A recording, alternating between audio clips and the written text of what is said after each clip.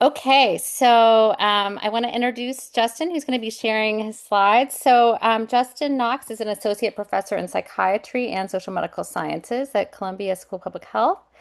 And he is going to be presenting on combined EBIs, a novel collaborative method for building interventions from existing evidence-based interventions.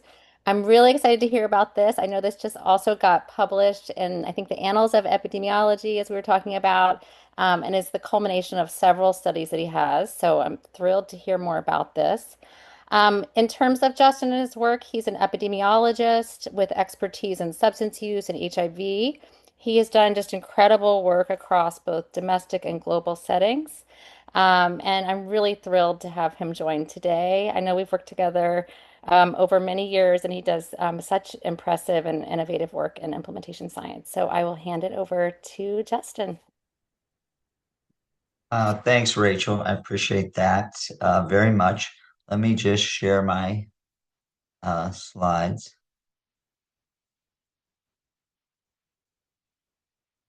And Justin said that if anyone has pressing questions, they can raise their hand or ask during or otherwise put it in the chat, and then we'll leave some time at the end for questions as well.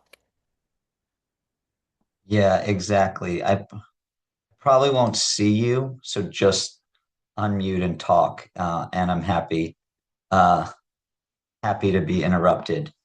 Um, yeah, and it'd be great because I'm really excited that this was that other folks agreed that this could be a contribution and was recently published in Annals of Epidemiology. I'm excited, hopeful that people will want to use it and maybe apply it in grants and projects that we're working on.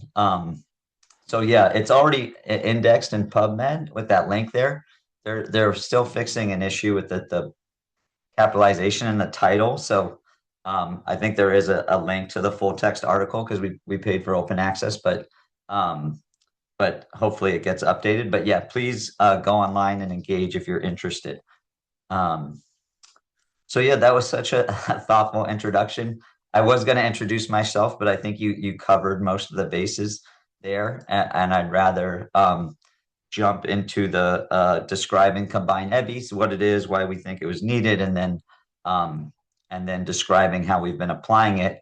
And all of this work, it has actually it's led to more projects than it actually represents, but it was really mainly done under the auspices of a K award. That K award is titled Intervening to Improve HIV Treatment and Reduce Drinking in People with HIV.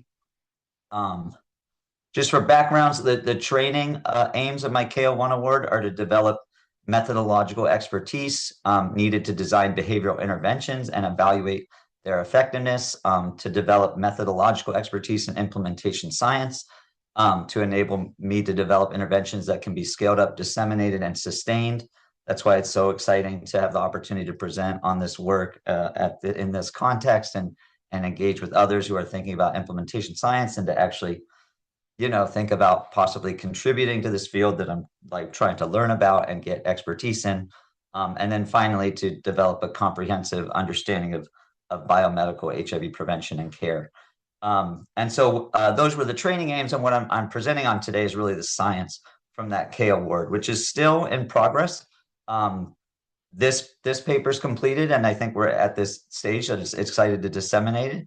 But we do, have further work to evaluate this combined intervention that we created that we're excited to do. And I do have to mention that the study has been delayed by the restrictions placed on conducting human subjects research at NISP over the past 2+ years. So that's been an unfortunate barrier, but I think we've really done an amazing job with such a supportful team of staff and mentors and overcoming some of those barriers to still hopefully make this contribution.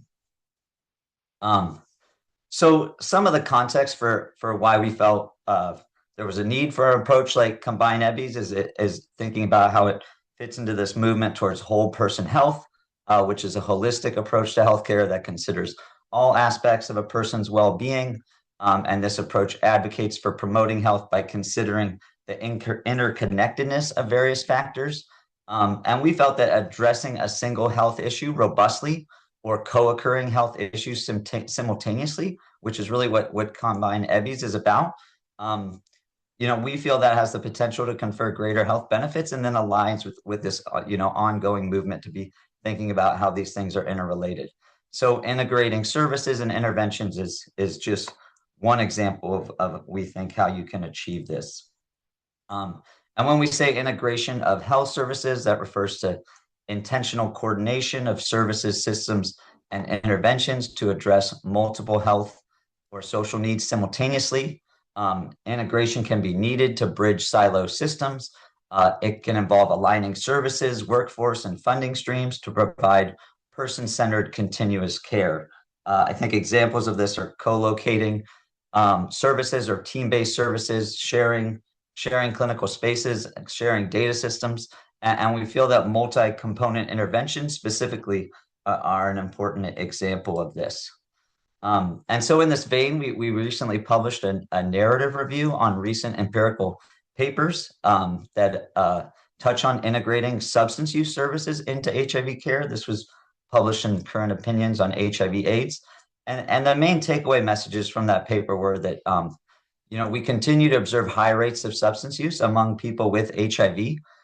There's considerable evidence that substance use negatively impacts HIV care, and integrating substance use service into HIV care has the potential to improve access to substance use evidence-based information, as well as improve coordination of care for those receiving multiple services, right? So various models have been recently evaluated. These include co-located clinics, mobile outreach systems, behavioral health integration. And of those examples we identified, the literature really shows that integration is feasible and acceptable. That was demonstrated in the multiple studies that we reviewed. However, what the findings didn't show is downstream effects on HIV care outcomes. It's showing that it works, that people like it, people are able to do it, it's able to increase the uptake of some services, but we really don't know its impact on a range of health outcomes. And another limitation that we identified is that many of these studies don't explicitly use implementation science frameworks, and we feel that those could be better applied to understand how to strengthen and sustain current and ongoing integration efforts. And as I said, we think the development of multi-component interventions is an important aspect of integration. The justification for multi-component interventions is that many health issues are complex and they co-occur, such as substance use and HIV, and thus they could benefit from multi-level approaches. And addressing these issues together it represents a step in this shift towards whole person health. And combining evidence-based interventions creates multi-component interventions that can address syndemic and interrelated conditions simultaneously. It can improve efficiency and resource use by building all the work that was put into generating evidence-based interventions and demonstrating their effectiveness. And it hopefully can enhance adoption and acceptability and getting those evidence-based practices incorporated into real-world systems. And so, we feel like leverage evidence-based interventions is a research-efficient strategy that maximizes prior investments and strengthens implementation science goals to increase the uptake and impact of existing evidence-based interventions.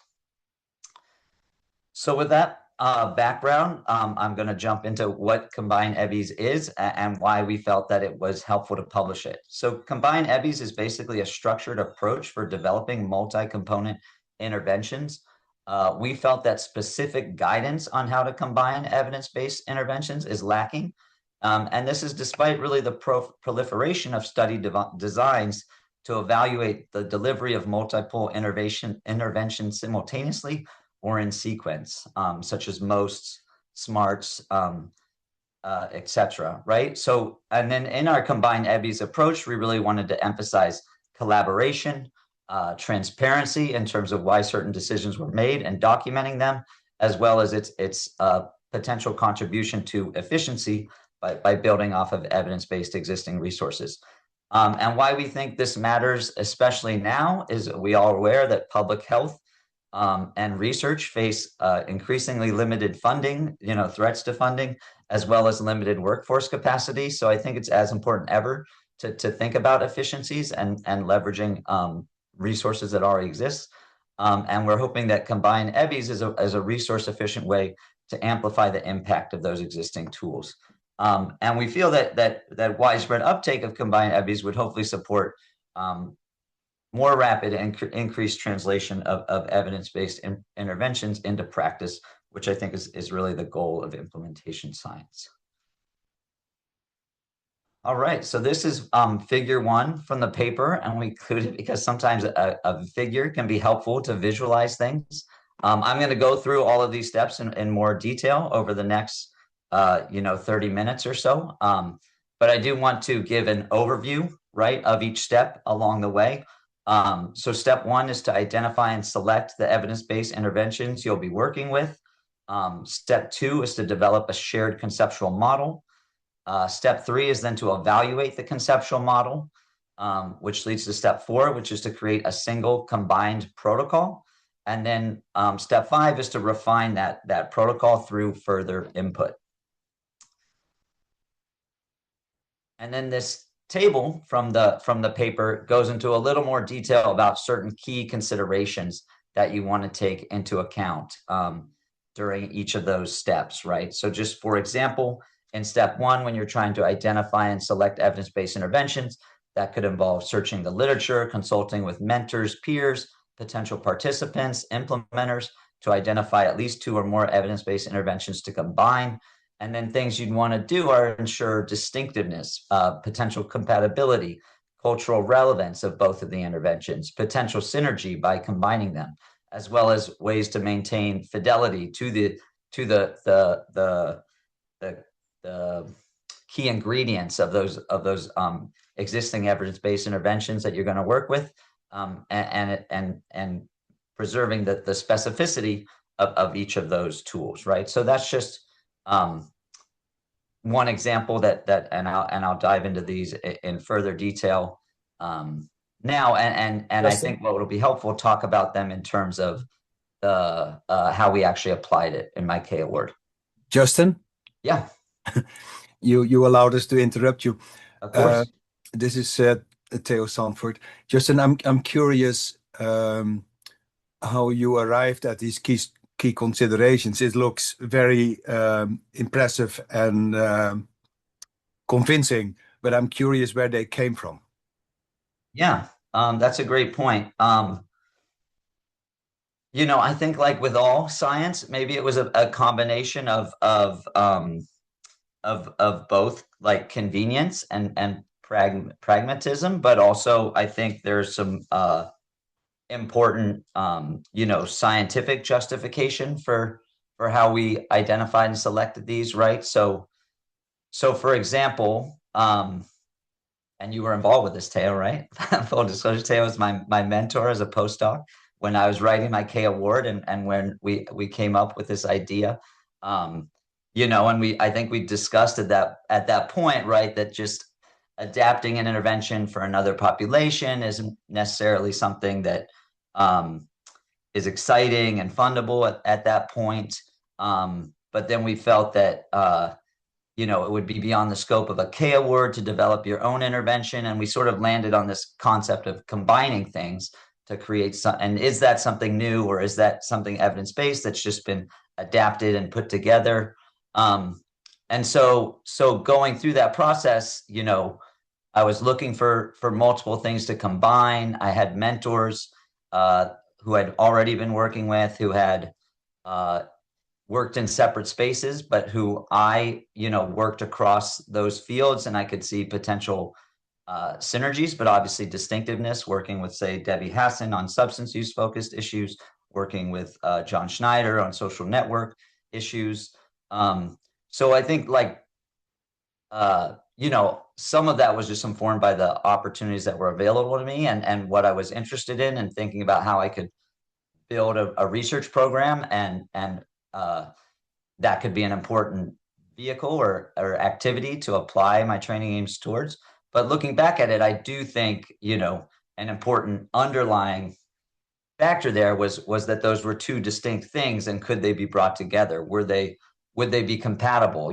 Both things had to be able to be delivered in a similar setting, or both were brief, and were designed to leverage external resources, right? So I think reflecting back on it, those we realized were key considerations that I don't think were as explicit as I was going through the process, but I think as we've gone through this process, a lot of it has involved sort of reflecting on that, and what were key considerations, and how did those get worked out and applied in our context. And that's how the paper is really written. It gives sort of a broad, generalizable overview of these steps, and then we talk about how they got operationalized for this particular project. Very helpful, Justin. Thanks. Delavet. Hi, Justin. And I apologize, I have to step off because of a conflicting, so I'll have to watch you on Zoom TV. And I already like where this is going. I have one question about your review, and I was going to just send it to you, but since Theo jumped in, I'll just, which was, so you said they didn't use implementation science frameworks in looking at the substance abuse when you did the review of the substance abuse literature. I'm curious what proportion of the articles used any theory or framework at all to guide it, because often they're kind of very atheoretical, or at least the theory was implicit and not explicitly described. And then among those that used the theory, was there a prevailing one, particularly as you talk about sort of the combinations that would apply. And then the one thing I was trying to understand with combining evidence-based interventions, and where you started with is that it's person-centered. So I think of the person and sort of the constellation of issues that may be affecting them in which we're intervening. How does that fit into this? Because I'm just scanning quickly and I didn't see sort of where the person is. I see the attributes of the intervention, but then how does it come together to actually be coherent for the person? Or maybe that shows up in the evaluation and not in the consideration of what you combine, but I'm just curious. Yeah, no, those are two great things. I might call on Chris Ferraris, who's in the audience, to talk about to answer your first question about how common the application of IS frameworks were in the studies we identified, because he led that review. But in the meantime, I can answer the other question, which I think is a great point, and I think is something we've struggled with throughout the project, and trying to make it informed by both potential users of the intervention, of the combined interventions, but also folks who would deliver it, is how to sort of stay within the scope of what we're funded to do, and have the resources to actually deliver, versus the input that we got, right? Because we for step 3, we've conducted primary data collection. We also conducted a number of analyses of secondary data, and as science can be heterogeneous, right? Like in certain findings, papers, studies, alcohol was negatively contributing to suboptimal HIV care outcomes. In other studies, it wasn't an issue. Social networks, alcohol use was associated with one's own drinking behaviors. And if we're trying to leverage social network support in order to support people who want to reduce their alcohol use, that could be potentially, it could be synergistic, or it could be potentially harmful, right? And so, and we could probably do better, to make it even further person-centered, and address even more issues. We kept it within the scope of alcohol and HIV care, given the confines of the award and the project. But there were certain folks who said, like, well, actually, I think marijuana use is a much more salient issue for me, or providers who said, I think methamphetamine use is a much more harmful behavior, and more of a priority in my practice, and we had to take into consideration how to whether or not to incorporate that in this. We ended up giving people the opportunity to track those behaviors using the mHealth tool, but not make it an explicit focus of the project. and not included in the eligibility criteria. So that's just one example of how we tried to be responsive to that, but we couldn't do everything. It's I think it's a challenge for sure, because different people are dealing with a constellation of different things, right? And it's hard to have one thing that does everything for everyone. Yeah, totally. I know it just made me think about our epicausal pies. So I would think that like a prevention causal pie would be mapping onto that. So that was where my brain went. Definitely. Thanks, Delavet. And I guess Chris maybe isn't chiming in. I want to say it was low, the number of studies that explicitly use an implementation science framework of the studies identified for that review. But since we are going to be chatting later today and we've been in touch, I'll follow up about that. All right, thanks for those questions. So yeah, let me jump into step one in a little further detail, and we can think about how how these activities and key considerations got applied. So, and in my own experience, this stage actually happened during the KO1 application, as I discussed in my response to Teo. But not that it would need to be, but it certainly worked, I think, in our situation where when we wanted to propose something, rather than leave it totally ambiguous and say we would engage with community members and implementation partners to identify these things, we came in with the assumption that alcohol use is prevalent among people living with HIV. There are many people who struggle in HIV care already, and they could use intervention to support those outcomes. And so those were the two issues that we wanted to work with, and I'll get into how we frame that in the proposal and how we think it makes sense scientifically, but as I also sort of went under the hood a little bit, a lot of it was based on convenience and personal interest and what I had the support and stuff to do, right? So step one, I think, for me specifically, it was really engaging in the literature and trying to understand, what are the prevalence of these issues? What is known about their potential harms? Are there, critical knowledge gaps that we need to understand? But also what exists in terms of evidence-based intervention, and what is out there that could be used to address the multiple co-occurring issues that you're interested in, or the single issue that you feel needs to be addressed more robustly because it's being impacted by these interconnected co-occurring factors. So this involved discussion with peers and mentors like Teo, Debbie Hassan, John Schneider, others in my case, getting lots of feedback from my other postdoc cohort members at the time. And ideally, given more resources, right, you could include potential users of the intervention and potential implementation partners. I had some of that input as part of a mentorship team for K, but I think, if you were doing this activity in a clinical setting and you already had patients or clients you worked with, I think engaging those individuals as well as those who are, client facing, to understand what could work within their existing workflows, what are salient issues that folks are dealing with that you feel could be addressed synergistically. Building relationships and buy-in, I think, is critical in these planning stages, and is really prioritized in a lot of other community engaged frameworks, and we tried to do that. And as early on as you can do that, to understand their needs and capacities. If you might have access to a community advisory board, that could be a critical partner in this process. I personally didn't have that resource available at this point, but certainly you could imagine it being critical.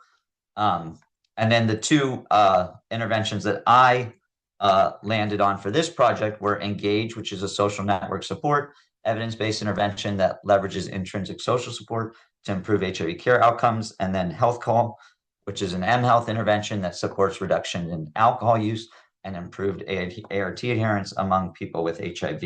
And again, as I said, like key considerations for those are these addressing relevant co-occurring issues, but are they distinct from each other and potentially compatible, and could delivering them in combination, have potential synergy. And we felt like the epidemiological evidence, and I'm an epidemiologist and feel very comfortable starting in the literature, supports this, right? There's over 1.3 million people with HIV in the US. This is the, cascade of care, right? And we're well short of achieving ending the HIV epidemic goals of getting 90%, 95% of people living with HIV diagnosed, 95% of those linked to care, and then 95% of those virally suppressed, right? So it's clear that there's many people with HIV who could benefit from evidence-based intervention in order to improve HIV care outcomes. And then alcohol misuse, including alcohol use disorder, is common among people with HIV, right?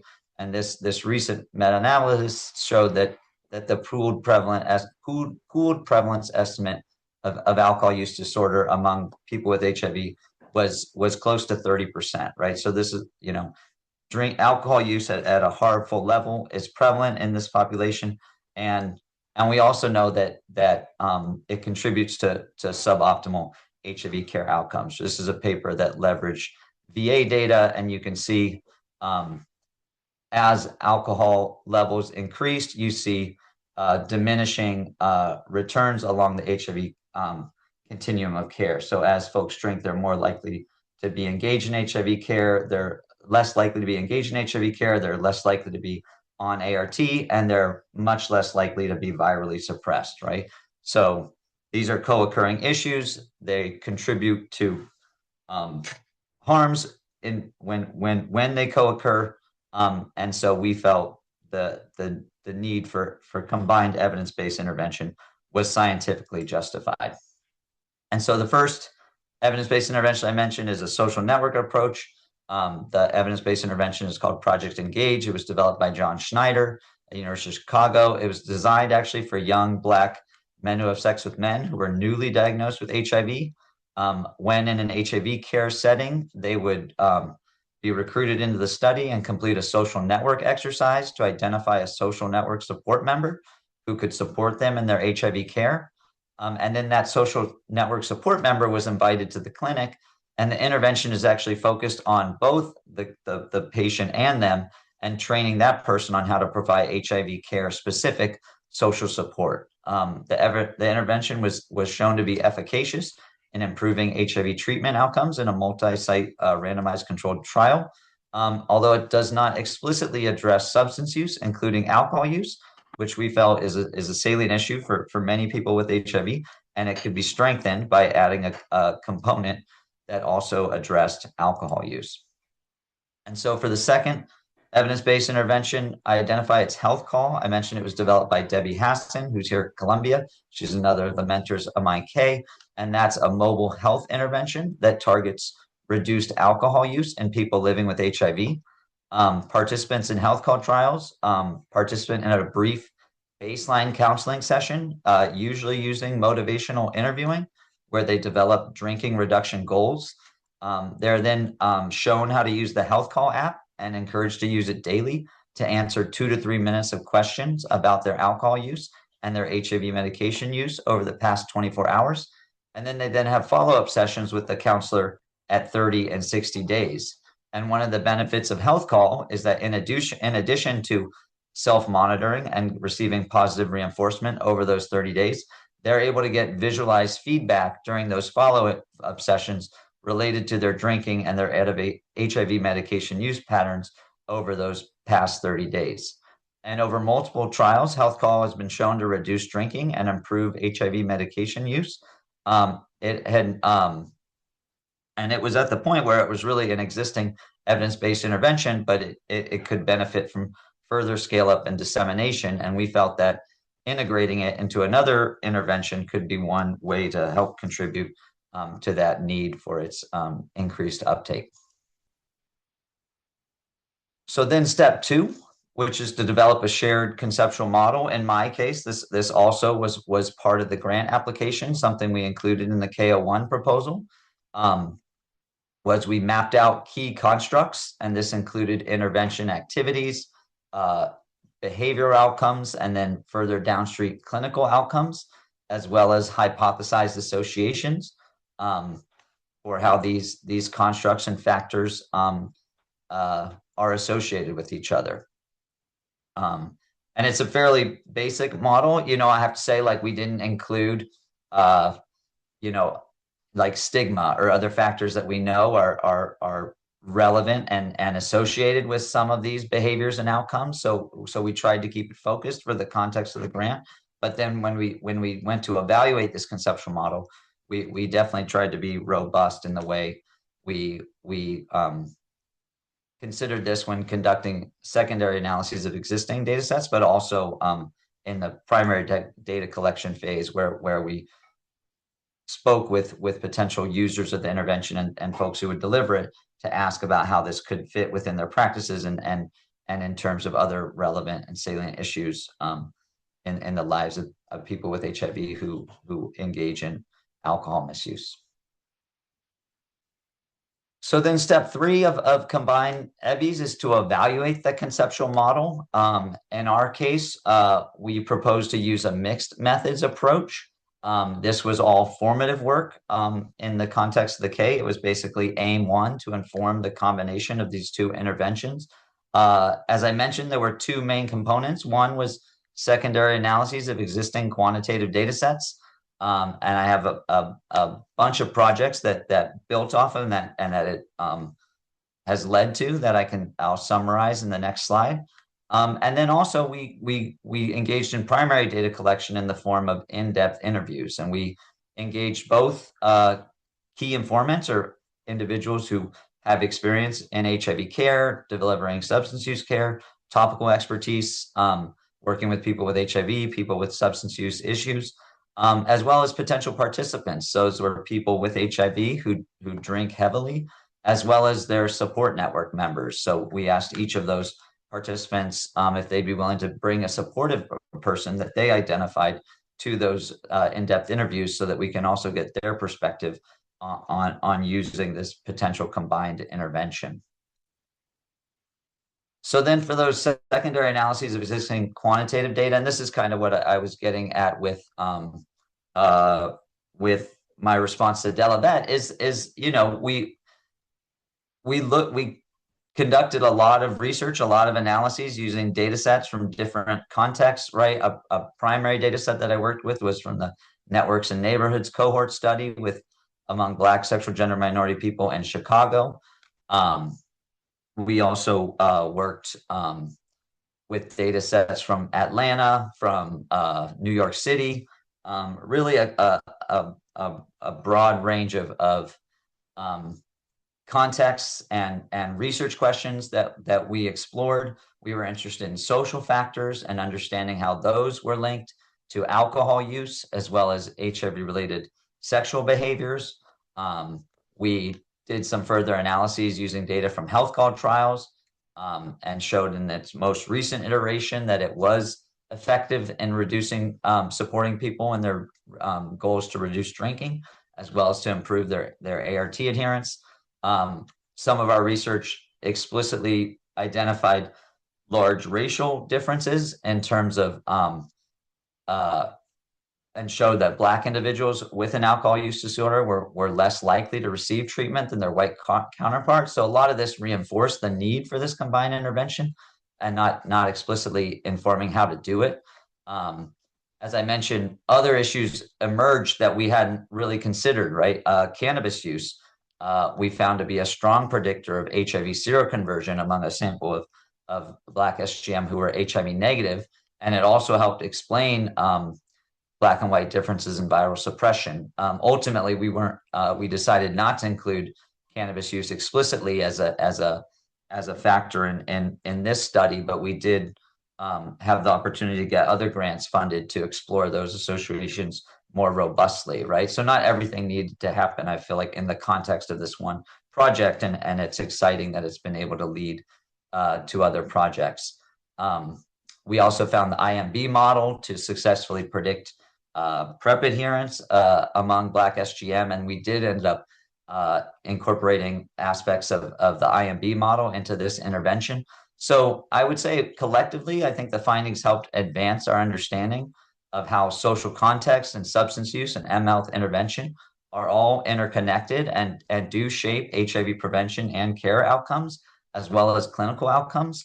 But it also was very heterogeneous, and it was hard to say, that we showed in this conceptual model that, this causes this, but not this. And that, it was really more of a platform to conduct a research, I think, gaining a richer understanding of these issues. And as much as possible, we were focusing on Black SGM, but as things have changed, we also got feedback that people wanted evidence-based interventions and tools that could work broadly for people with HIV who engage in alcohol use, and we don't need to focus specifically on certain populations or certain identities. But we certainly centered a lot of those perspectives as we conducted this research. So then for the primary data collection phase, which was key, and I might talk faster at this point because I know I only have about 10 more minutes left before we can discuss. So for the primary data collection phase, we conducted 2 sets of in-depth interviews.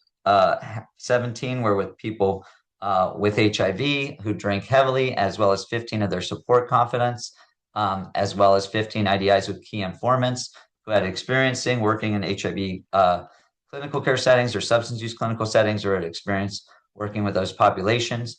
It was a very pragmatic interview. Basically, we reviewed intervention components and asked for open-ended feedback on how to combine the social network support intervention with the mHealth health call approach. I think to summarize those findings, there was broad support for a combined intervention addressing both HIV and alcohol use. Index participants particularly stressed the importance of trust, accountability, and suggested that features like positive reinforcement or a space to reflect and to link to other resources would be important components of that forum. Barriers were many implementation partners felt that there would be limited social support and implementation resources for an additional evidence-based intervention. I think that's a common thing that we hear, is that clinical staff are already overstressed and there's not a lot of additional resources to do additional activities like this. But both groups felt that there was a need to address these and other co-occurring issues, including mental health and substance use, if you want to engage people more holistically like this, which I think speaks to Delavette's comment, which is and we're still working through how to do that. Yeah, so in summary, that formative implementation science research identified interest and support in a combined intervention, and these findings were then used in step 4, which was to actually develop this combined multi-component intervention. And I'll have to say, like, step 4 really feels like you're, rolling up your sleeves and actually developing the intervention, right? And the goal was to come away with a cohesive combined intervention protocol that integrated core elements from both of these existing evidence-based intervention, right? So our process for that was to obtain source materials that included protocols, manuals, training and fidelity tools, recruitment materials. We actually, in the paper, we realized it probably would have been better to do this earlier and actually suggested you start doing this in step 1, but given, where we were, this is how we did it. We took time to map out the objectives, the theory-based techniques, the core elements, and the target outcomes across both evidence-based interventions, and tried to think about how those could align as we engaged in this process of creating a shared protocol. We tried to apply designing for dissemination and sustainability principles to ensure relevance, accessibility, and feasibility. Basically, bringing 2 things together could make a larger thing, right? And we felt like a key consideration in selecting these 2 interventions is that they were brief and they could be delivered easily in a clinical setting, and that they were really leveraging external resources in order to enhance those clinical experiences. And we wanted to make sure that the combined intervention was as brief as possible and still, attempted to leverage those resources to achieve its goals. And as I mentioned, we used frame the guidelines to document all adaptations that were made during that combination process, what changed, why, whose input led to that, and whether it was planned or unplanned. And really our targeted outcome was a combined intervention, which we called Support Sync. I can get into the name in a minute. That was designed to be virtual, person-centered. We tried to keep it 1.5 hours below that because we felt like that's what could be reasonably delivered, and as well as keeping those 30 and 60 day follow-ups.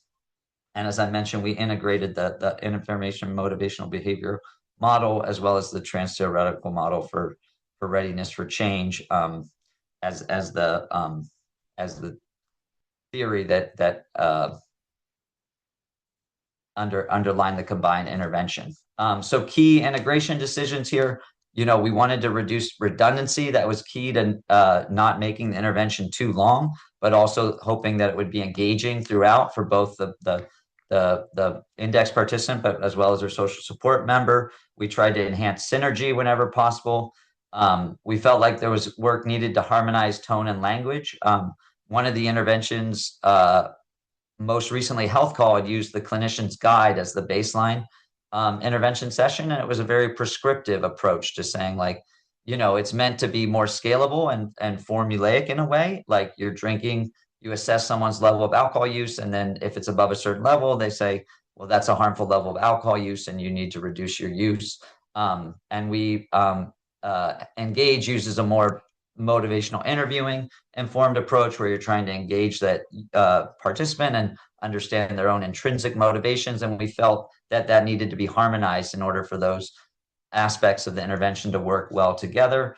And then we were always trying to adapt for context. We ended up broadening the eligibility criteria. We ended up, just because of the mHealth component no longer being funded and existing, we had to find a way to be able to deliver the mHealth component in a less complex, more affordable way by using text-based REDCap messaging. We added some discussions about mental health, and we tried to simplify the recruitment approach as much as possible. And we documented all this in a table in the paper where we break it down by each component. We describe what it was like for each intervention.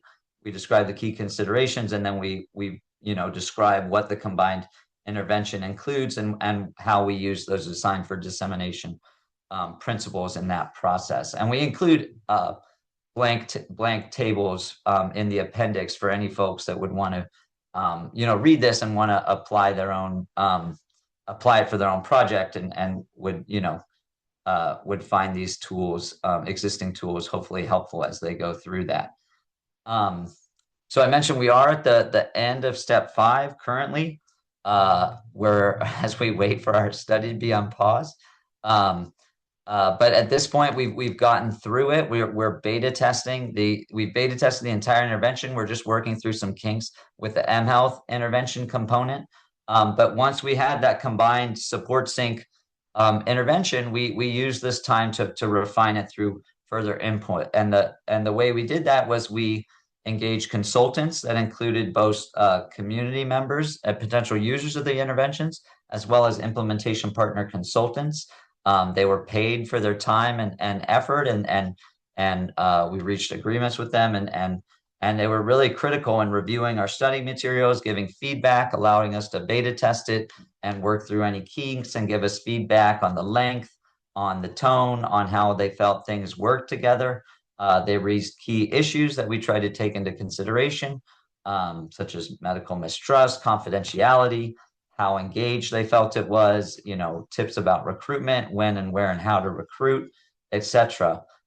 We also were able to conduct a cross-court workshop where we presented the combined intervention to 19 other academic investigators with relevant experience in a lot of areas, and they gave us some key feedback on how to leverage existing resources and address some of these considerations that came up through the consultant feedback.